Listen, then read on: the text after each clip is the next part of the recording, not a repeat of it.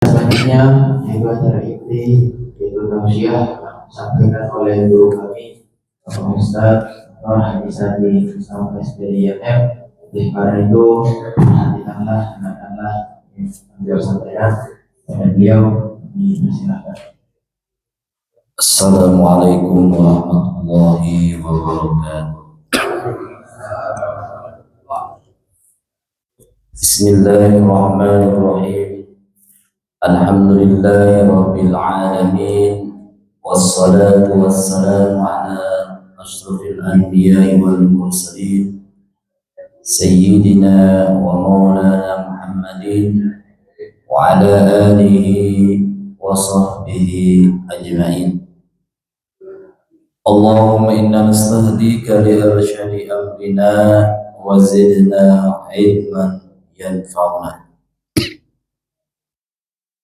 Bapak Ibu jamaah subuh, jamaah renungan subuh Masjid Al-Mudaththir yang dirahmati Allah Subhanahu wa taala. Pagi hari ini kita akan merenungi satu kalamnya baginda Rasulullah SAW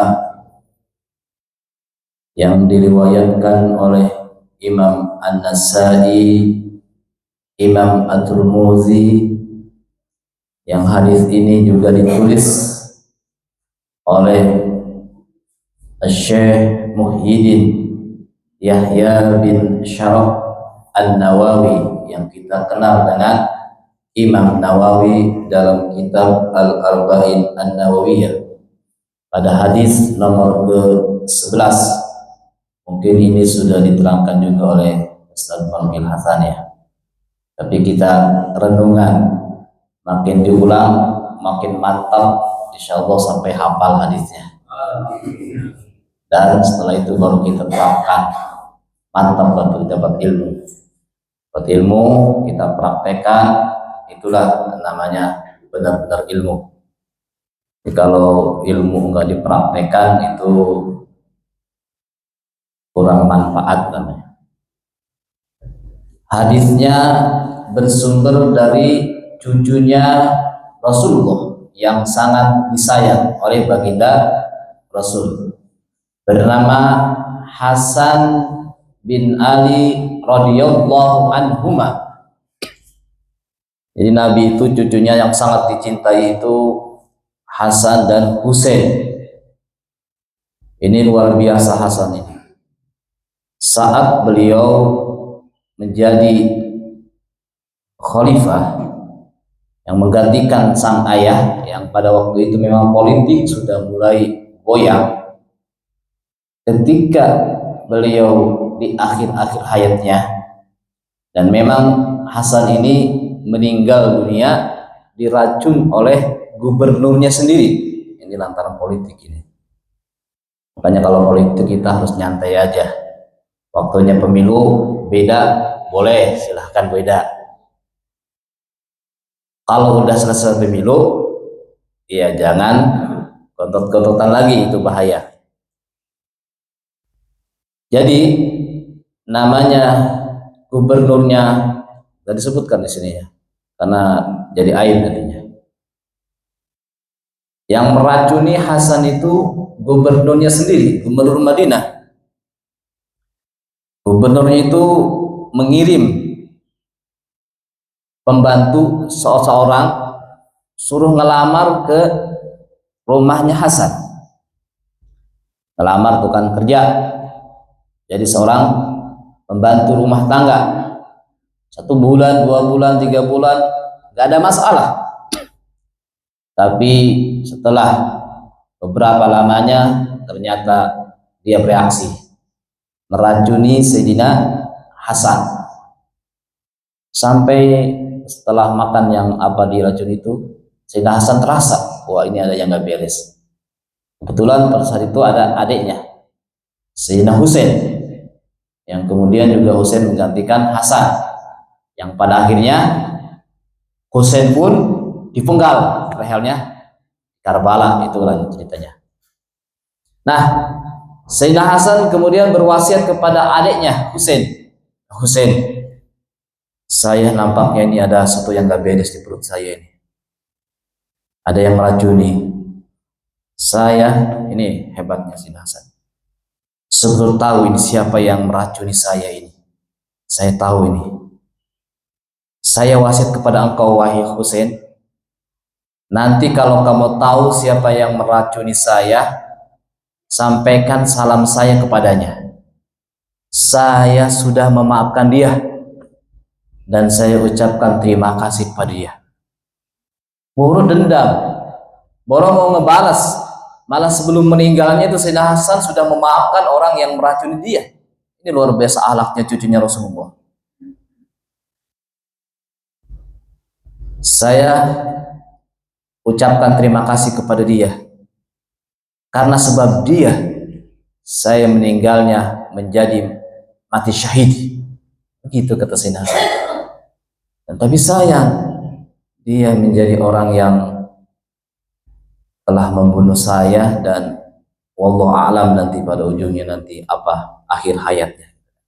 Ya, itulah Sayyidina Hasan, cucu kesayangannya baginda Rasulullah SAW yang akhlaknya sangat luar biasa.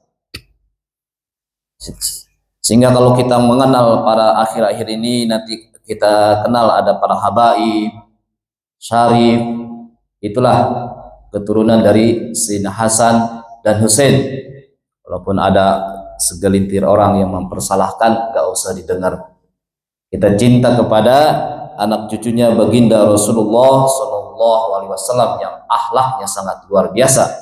Kalau memang kita pada akhirnya nanti melihat segelintir orang cucunya dari bagian cucunya Rasulullah kurang baik akhlaknya, itu sebagai manusia wajar. Dan sebaiknya kalau kita melihat kurang bagus akhlaknya, kita nasihatin. Jangan tiba-tiba diungkit-ungkit nasabnya, itu kurang bagus. Ya. Hadisnya kata Sayyidina Hasan, cucunya baginda Rasulullah SAW, hafiztu min Rasulillah sallallahu alaihi wasallam. Pendek ini ya, mungkin kita hafal gampang. Da' ma yaribuk ila ma la yaribuk. Segitu doang. Tinggalkan apa yang membuat engkau ragu untuk membuat engkau tentram. Gitu hadisnya. Kata Sayyidina Hasan, saya hafal betul petua dari baginda Rasulullah SAW. Tinggalkan apa yang membuat engkau ragu untuk menuju kepada yang membuat engkau tentram. Segitu. Singkat tapi padat, pendek tapi luas maknanya. Inilah kalamnya baginda Rasulullah SAW. Karena baginda Rasul itu diberikan oleh Allah kemampuan namanya jawamiul kalim, simpulan-simpulan kata. Kalau ngomong pendek, tapi maknanya kalau dijabarin oleh para ulama yang sudah mengetahui kalam-kalamnya Rasulullah, itu maknanya meluas sampai berjilid-jilid. Itulah kalamnya baginda Rasul. Pendek tapi luar biasa, maknanya sangat dalam. Dan hadis ini dikomentari oleh banyak ulama. Ulama ahli tauhid mengomentari hadis ini, betapa pentingnya kita memiliki sifat yang namanya yakin. Sehingga Rasulullah pun dakwah di kota suci Mekah itu selama 13 tahun itu mendakwahkan namanya keyakinan. Inilah pentingnya hadis ini. Kemudian para ulama ahli fikih juga mengomentari hadis ini, sehingga muncul kaidah al-aslu baqa'u makana ala makana, al-yakinu la yuzalu bis-sa'. Itu ulama fikih. Karena renungan subuh ini biasanya tematik itu membahas tentang tasawuf, makanya saya membawa hadis ini ke ranah tasawuf. Biar apa? Biar tenang hati kita, tidak gundah gulana, tidak bimbang. Ya, makanya kata Rasulullah, siapapun orangnya dia, lakikah, perempuankah, mudakah, tuakah, pejabatkah, rakyatkah, yang ingin mendapatkan ketentraman jiwa, yang ingin mendapatkan ketidakgundahan, senang, maka tinggalkan yang membuat dia ragu, menuju yang membuat dia tentram hatinya. Apa itu? Dalam kajian tasawuf itu namanya disebut kita harus memiliki sifat wara'. Wara', apa itu wara'? Bahasa orang mudathirnya afik. Afik, apa itu afik? Afik itu preventif, itu secara bahasa. Namun secara istilah, wara' itu didefinisikan oleh para ulama ahli tasawuf, tarkus syubhat khaufan anil wuku fil haram, wa tarkul fudulul mubahat khaufan anil wuku'i fis syubhat. Itu wara' secara istilah. Jadi dengan demikian, wara' itu ada 3 tingkatan. Kalau kita melihat dari definisi yang disampaikan oleh para ulama ahli tasawuf ini, wara' itu ada 3 tingkatan. Yang pertama, tingkatan yang rendah, yang wajib, yang semestinya kita itu melaksanakan sebagai umat Islam semuanya, yaitu tarkul haram, meninggalkan perkara yang diharapkan oleh Allah Subhanahu wa taala. Itu yang pertama, rendah. Yang kedua, tarkus syubhat, meninggalkan perkara yang syubhat, yang remang-remang. Yang ketiga, tarkul fudulul mubahat, meninggalkan berlebih daripada yang dibolehkan. Itu tingkatan wara'. Yang pertama, tarkul haram, meninggalkan perkara yang haram. Ini kudu kita, semuanya kudu, jangan sampai enggak. Karena kalau kita melaksanakannya berarti kita orang yang berdosa. Contoh, kita lagi jalan, di jalanan nemu uang 10.000. 10.000 kecil ya, kecil. 10.000 itu uang, kita yakin betul uang di jalan itu bukan uang kita, uang orang lain jatuh. Bagi orang yang wara', yang memiliki sifat afik preventif, itu uang 10.000 enggak bakalan diambil. Karena kalau diambil itu namanya maling, bukan dia, bukan milik dia, punya orang jatuh. Andai mau dia ambil itu uang 10.000, dia mau menjadi orang yang amanah, maka resikonya sangat besar. Apa itu? Dia harus umumkan selama setahun penuh kepada orang yang di sekitar situ dan kepada orang yang pernah lewat di jalan itu. Kan berat. Ini nampak kalau semua orang Indonesia memiliki sifat wara', kita nggak usah khawatir Bapak Ibu, ketinggalan dompet di kamar mandi, di tempat wudhu, ketinggalan kacamata, itu nggak akan hilang. Jangankan hilang, bergeser saja dari tempatnya nggak bakalan. Kalau memiliki sifat wara' yang tingkat yang sangat rendah ini, tarkul haram. Karena kalau kita ambil haram, kalau kita mau menyelamatkan agar tidak diambil oleh orang lain, ya berat resikonya, harus mengumumkan selama satu tahun. Wah, ini luar biasa. Ini tarkul haram, meninggalkan perkara yang diharamkan dalam agama. Ini sudah kudu, sudah semestinya setiap muslim menjalankan hal yang ini. Kalau kita nemu sesuatu di jalanan lalu kita ambil, lalu kita makan, uang 10.000 kita belikan bala-bala umpama, kan lumayan ganjal perut katanya. Ini jangan lumayan, itu sholat kita selama 40 hari enggak diterima oleh Allah Subhanahu wa taala. Sah, tapi sholat kita enggak diterima, enggak bahaya itu. Cuma 10.000 doang. Makanya tadi kalau kita punya sifat wara', aman negara ini. Jangankan ada yang korupsi, enggak bakal itu. Cuma kan ternyata sifat wara' ini belum membudaya di Indonesia. belum membudaya. Yang membudayanya justru sebaliknya. Kalau udah jadi pejabat, ya ada sabetan dikit, sabat. Tuh. Ya itulah, kita itu masih jauh. Ya semoga dengan ya, itu mah orang-orang yang di sana bukan yang di sini. Di sini soleh-soleh semua. Amin. Ya, itulah tarkul haram, meninggalkan yang haram. Jadi kalau kita mampu meninggalkan yang haram dalam bentuk apapun yang haramnya itu, maka kita termasuk orang yang memiliki sifat waro, tingkatan yang pertama, tingkatan yang sangat rendah.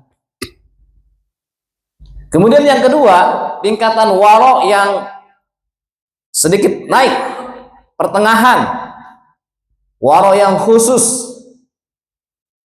Ini nggak wajib, cuma sunnah, dan fungsinya nanti akan meningkatkan derajat kita, meningkatkan derajat kita.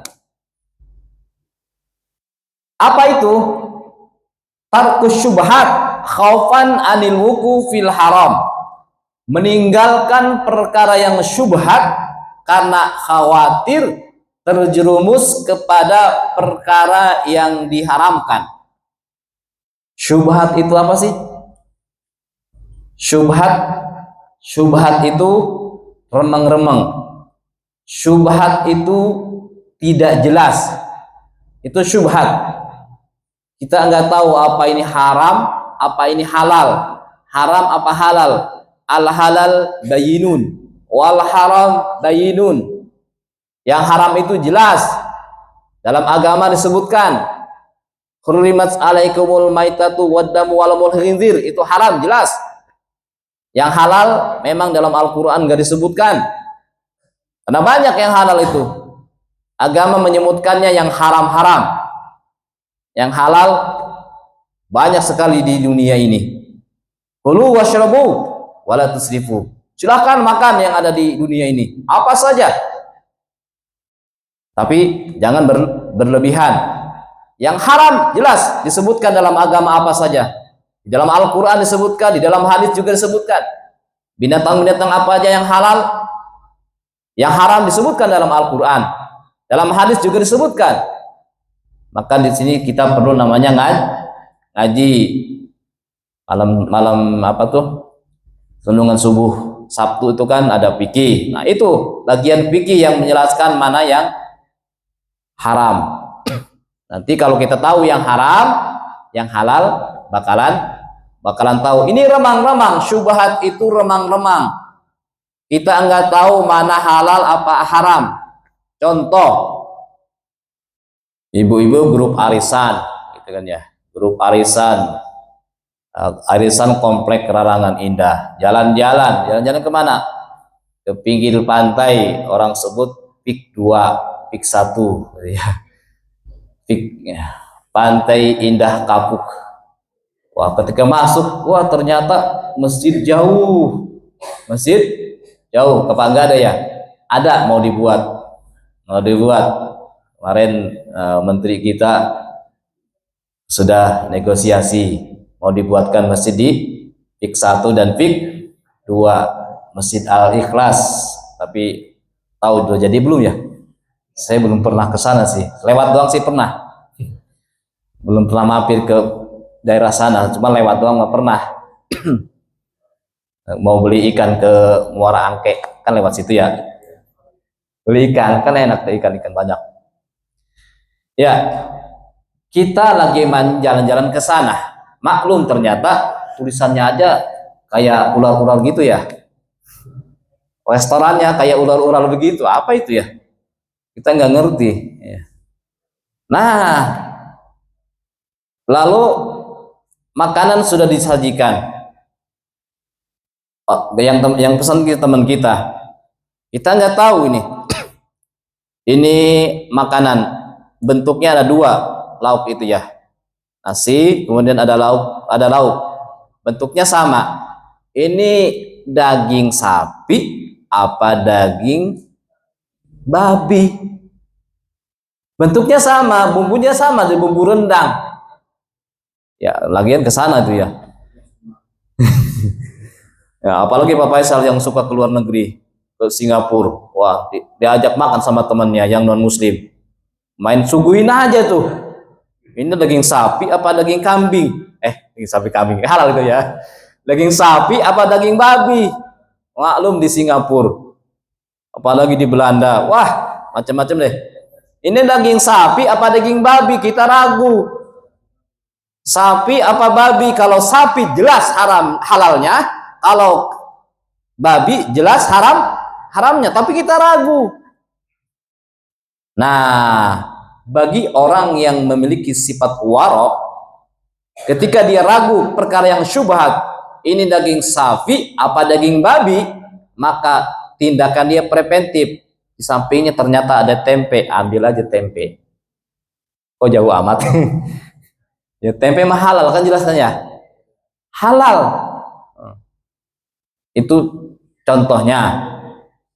Perkara yang syubhat, belum jelas mana yang haram, mana yang halal. Apakah ini halal, apakah ini haram, belum jelas. Itu namanya perkara syubhat. Contoh lagi, ibu-ibu kan suka belanja di supermarket. Tapi ini mah jangan membuat gara-gara istilahnya. Tapi kalau seandainya ragu, ini yang tukang jualannya Cina. Dia jualan ayam. Kita jelas dia tahu dia agamanya non-muslim, jualan ayam. Ini ragu, kita muncul keraguan dalam hati kita. Ini ayam disembelihnya pakai bismillah, apa langsung main godot aja? Kalau langsung main godot aja jelas haramnya. Kalau pakai bismillah halal. Kita ragu. Tapi kalau di supermarket di Superindo ya ibu jangan mikir ke situ. Sebut dalam fikih itu jangan mikir ke situ. Pakai nanya lagi, "Bang, ini disembelihnya kamu pakai bismillah enggak?" Allah, ya sama jualan. Jadi susah namanya. Susah hidup kita jadinya. Sebetulnya perkara syubhat itu masih boleh, Ibu. Ibu-ibu main-main ke fik 2, fik 1, di situ ada makanan, enggak tahu apa gini daging sapi apa daging babi, yang makan boleh, masih boleh dalam fikih. Makanya kalau ibu-ibu beli di supermarket jangan ragu, ya udah beli aja husnuz, dikedepankan husnuzon, itu dalam fikih. Husnuzon udah ini pakai bismillah aja. Termasuk tadi yang ragu apa gini daging babi apa daging sapi dimakan boleh. Dalam tinjauan fikih makan aja gratis lagi kan enak ya. Nah tapi nih kan kita ngaji tasawuf ya, ngaji tasawuf sama aja dengan ketika sholat ke bapak ibu pakai kaos oblong, bapak pakai kaos oblong doang, asal pakai rapi aja di sininya. Pakai rapi ya, yang penting pusarnya nggak kelihatan dari atas tuh kan ya. Sah sholatnya ya sah, itu dalam tinjauan fikih. Tapi kalau ada orang sholat pakai kaos oblong doang, itu baru ngaji fikih, belum ngaji tasawuf. Makanya di sini kan ada kajian fikih, ada ya kan ya.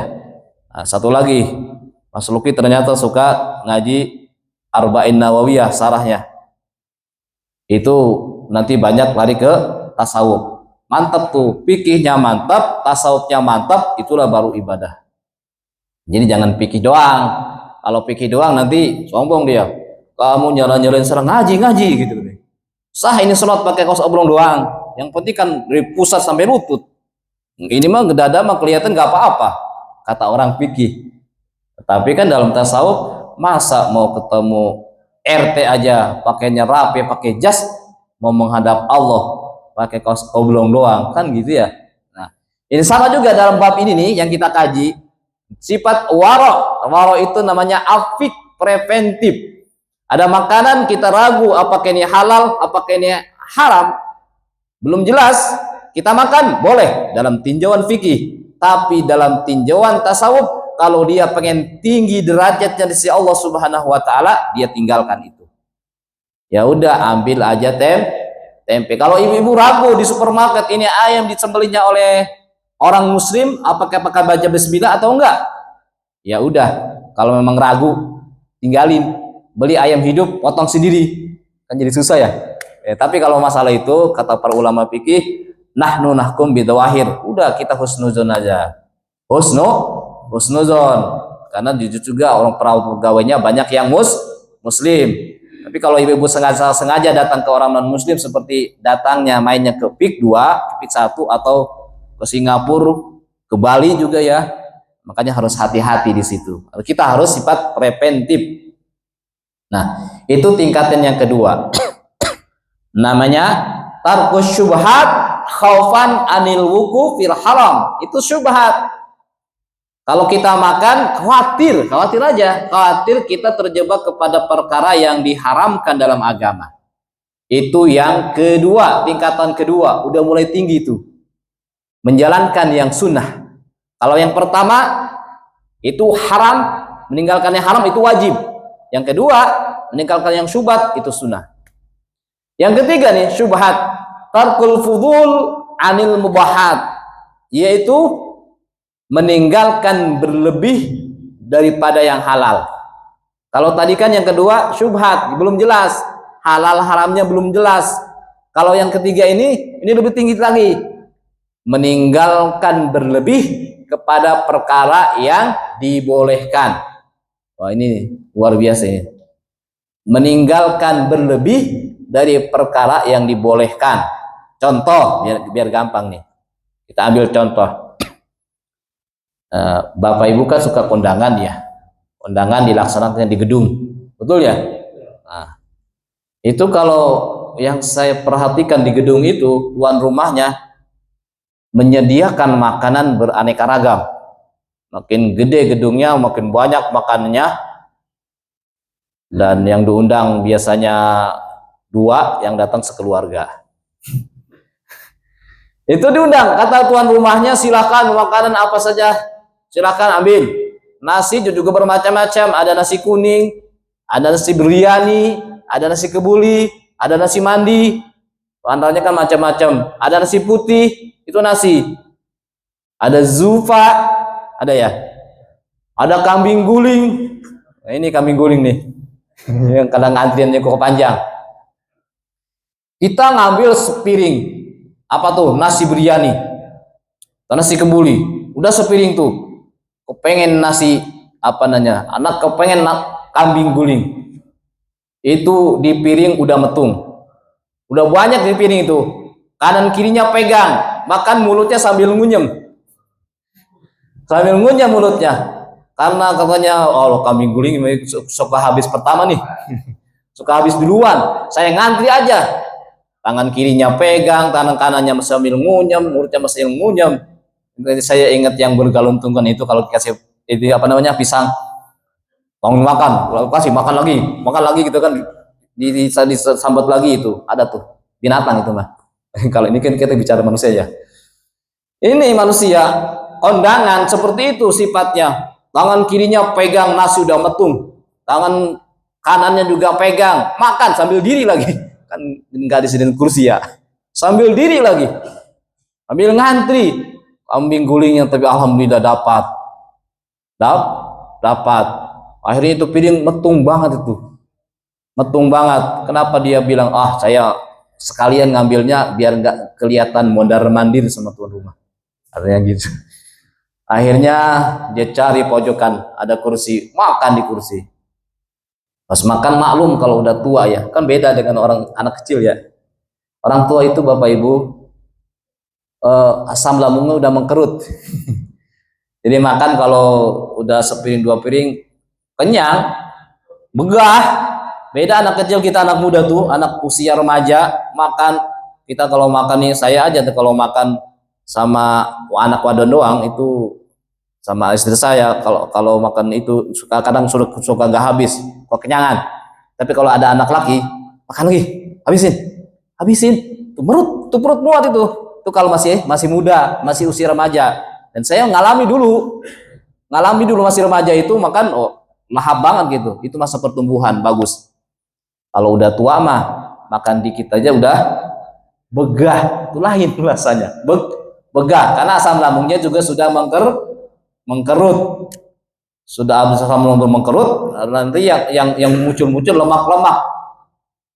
Ujung-ujungnya apa kemarin tuh yang 7B itu apa buntet ya? Buntet. Nah, itu kalau udah tua. Akhirnya karena dia ngambil terlalu banyak, itu nasinya banyak sampai dimasukin ke situ semua. Nggak habis, ujung-ujungnya disimpan di bawah meja, di bawah kursi, berantakan tuh nasi semua itu. Makanan itu nggak habis. Itu namanya orang seperti itu, Bapak Ibu, belum memiliki sifat warok yang tingkatannya sangat tinggi. Ada nggak yang kayak gitu ya? Enggak, orang sini mah soleh-soleh. Saya lagi ngomongin orang jauh-jauh yang ada di sini. Nah, itu kita harus memiliki sifat waro. Tarkul fudul, meninggalkan yang boleh, berlebih kepada yang boleh. Kata tuan rumah, silahkan makan apa saja tuh yang ada yang sudah saya sediakan. Tapi kalau kita memiliki sifat waro, ya udah, nggak usah marok, ambil aja secukupnya. Kita ambil piring kecil, kemudian kita makan. Rasa masih lapar nih perut, ya ambil lagi berikutnya yang ada. Begitu. Jadi kagak usah maruk. Yang maruk itu namanya isrok min ikhwani syayatin, daripada teman setan. Kalau orang bersifat seperti itu berarti belum memiliki sifat waro. Walaupun boleh itu kita ngambil sebanyak-banyaknya, boleh ya silahkan. Tapi kalau bagi orang yang memiliki sifat waro, dia akan tarkul fudul, dia akan meninggalkan perkara yang dibolehkan. 3 tingkatannya tuh. Yang haram dia jauhin, yang syubhat dia jauhin, yang boleh dia juga jauhin. Bahkan Umar bin Khattab itu sangat preventif, sangat hati-hati terhadap ini. Makanya Bapak Ibu nih, kalau Bapak Ibu sudah memiliki sifat yang namanya waro, itu hidupnya akan lebih sehat. Akan lebih sehat, karena perut itu kan nanti akan mengolah. Kalau barang semuanya masuk, apa-apa masuk, itu nanti perut juga bingung ngolahnya. Tapi kalau dia sifat preventif, dia nggak akan seperti itu. Ini Umar bin Khattab, ada satu kisah yang menarik terkait dengan sifat waro ini, yang dialami oleh Umar bin Khattab. Al-Imam Utsman bin Hasan bin Ahmad As-Sakir dalam kitab Durratun Nasihin, beliau sebutkan cerita ini. Jadi Umar bin Khattab itu memang seorang khalifah yang sangat luar biasa, Amirul Mukminin. Dia orangnya sederhana, bahkan pernah melihat satu hari dilihat oleh para ajudannya, oleh para pegawainya, Umar tidur hanya dialaskan tikar yang dari pelepah kurma sampai membekas di badannya. Itu Umar. Pada saat zaman Umar ini berhasil mengelola tata kelola keuangan negara. Jadi keuangan negara itu diatur sedemikian rupa sehingga orang-orang yang bekerja di lingkungan pemerintah mulai digaji. Dibentuk badan keuangan, menteri keuangan lah bahasa kita, dibentuk bendahara negara. Itu zaman Umar bin Khattab. Ini luar biasa. Berhasil Umar bin Khattab, termasuk pos-pos juga didirikan pada saat Umar bin Khattab. Satu hari Umar bin Khattab mendapati putranya yang pulang belajar nangis terseduh-seduh. Kata Umar bin Khattab, "Wahai Dinda, wahai anakku, kenapa engkau menangis?" Kata anaknya, "Ayah, saya dibully." Dibully oleh siapa? Oleh teman-teman. Kenapa dibully? Ternyata bullying itu dari dulu sudah ada. Makanya sekarang kalau ada bullying di sekolah-sekolah itu emang sudah ada dari zaman dulu ya. Dibully oleh teman-teman. Kenapa dibully? Ini baju saya sudah tambalan. Saya kan anak presiden katanya. Tambalan mulu. Di bawahnya tambalan, di atasnya tambalan. Beliin dong ayah baju baru biar saya tidak dibully lagi. Terenyah itu hatinya Umar bin Khattab. Akhirnya kata Umar bin Khattab, wahai anakku, baik kalau begitu Abah mau, karena ini baru pertengahan bulan, Abah mau kasbon ke bendahara negara. Akhirnya Umar bin Khattab kirim surat ke bendahara negara. Diterima oleh bendahara negara, dibaca perihal keinginan Umar kasbon. Akhirnya bendahara negara tidak langsung dikabulkan itu permohonan presiden, permohonan Amirul Mukminin. Bendahara negara balik bertanya kepada Umar bin Khattab dengan mengirimkan surat balasan. Wahai Amirul Mukminin, saya akan mengabulkan permohonan engkau kalau engkau bisa menjawab pertanyaan saya. Wahai Amirul Mukminin, engkau mau pinjam uang kasbon dulu, ngambil gaji duluan. Apakah engkau sudah yakin akan hidup sampai akhir bulan?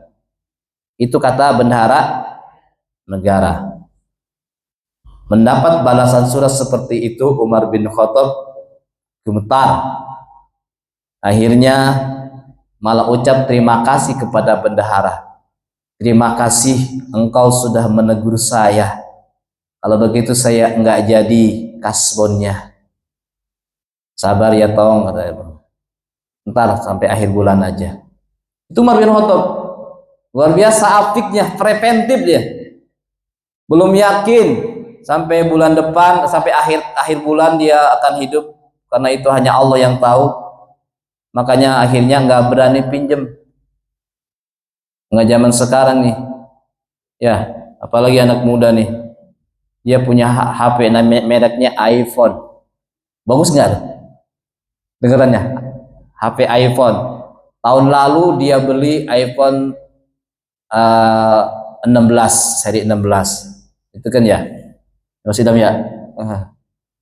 Tahun ini tahun 2025 di akhir 2005 ini muncul lagi iPhone 17, betul nggak?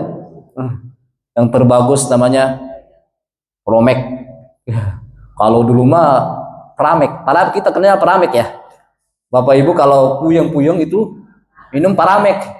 Kalau sekarang anak-anak itu Pro Max yang ujungnya dia habis beli Pro Max itu malah puyeng palanya. Kalau dulu kita puyeng pakai Pramek, kalau sekarang dapat Pro Max malah puyeng. Kenapa? Ternyata dia gadein SK kepegawaiannya.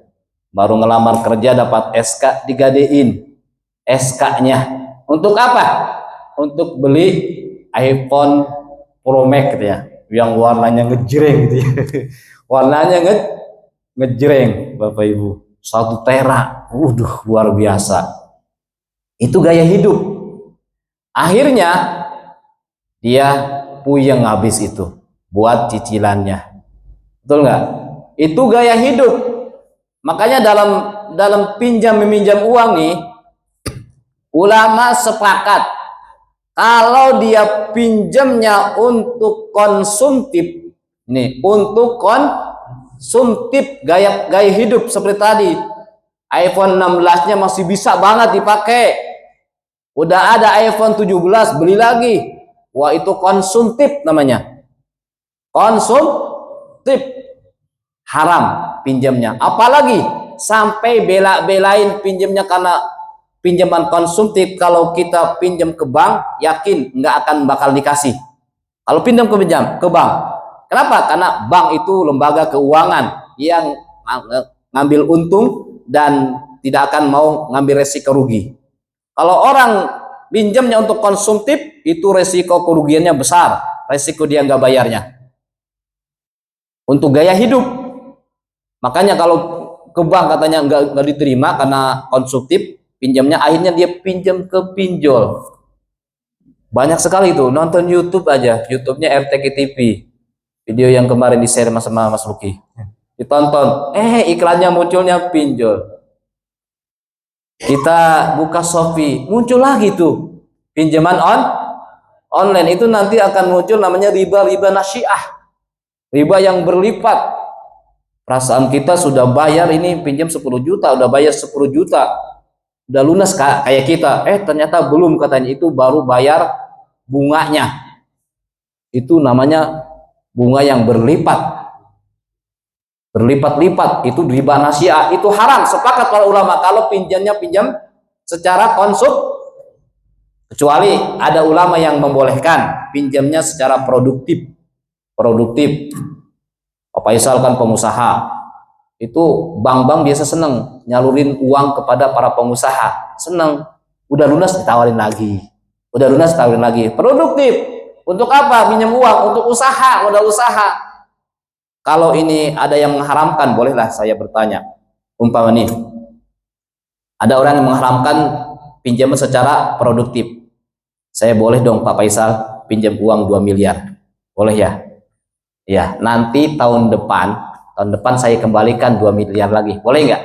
Pak Faisal mau nggak kira-kira? Hah? Pinjam uang, Pak Faisal, saya butuh duit nih buat modal usaha, pengen duit 2 miliar, saya pinjam ke Pak Faisal 2 miliar, kemudian tahun depan saya kembalikan lagi 2 miliar, Pak Faisal mau nggak? Rugi gitu. Rugi dong. Ya kalau boleh saya pinjam buat usaha kan lumayan. Kalau Pak Faisal bilang rugi, berarti tuh otak bisnisnya jalan. Nah, itu yang dipakai oleh bank. Makanya ulama ada yang membolehkan kalau memang untuk produktif. Ya, uang 2 miliar kemudian saya pinjam, sampai ke modal usaha, tahu-taunya tahun depan udah jadi 3 miliar. Itu kan untung. Saya dapat untung, dikembalikan lagi 2 miliar lagi. Mau nggak yang dipinjemin? Kagak mau. Kita aja nih yang nggak punya duit nggak mau minjemin 2 miliar itu, dikembalikan 2 miliar lagi untuk modal usaha, kagak mau. Apalagi yang bank itu, bank kan juga begitu. Makanya bank kalau pinjamnya produktif oke, tapi kalau pinjamnya konsumtif nggak bakal dikasih. Konsumtif tadi gaya hidup nggak bakal dikasih. Pinjam ke bank, mana kurnya, mana surat-surat usahanya, kan gitu. Itu seperti itu. Kalau memang pinjamnya untuk produktif ya, untuk modal usaha, ulama ada yang membolehkan, banyak ulama yang membolehkannya. Tapi kalau pinjamnya untuk konsumtif, untuk modal makan, modal nikah, modal apa lagi ya Mas Idam, nanti kalau mau menikah jangan ngutang.